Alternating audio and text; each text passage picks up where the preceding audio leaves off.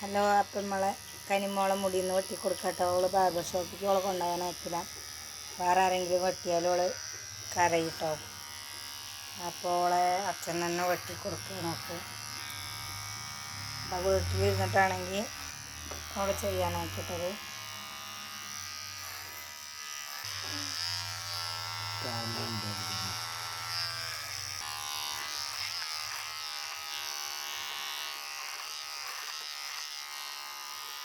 പിന്നെ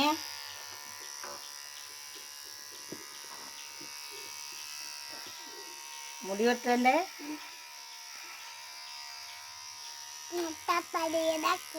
മുട്ടത്തലേനോ?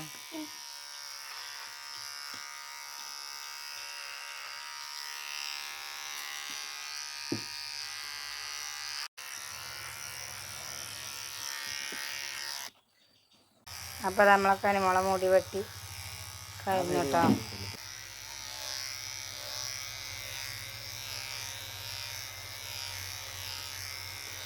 അപ്പോൾ നമ്മുടെ കനിമോളെ ഇളക്കിയിട്ടൊരു കുറച്ച് ഭാഗങ്ങൾ പോയിട്ടുണ്ട് കേട്ടോ.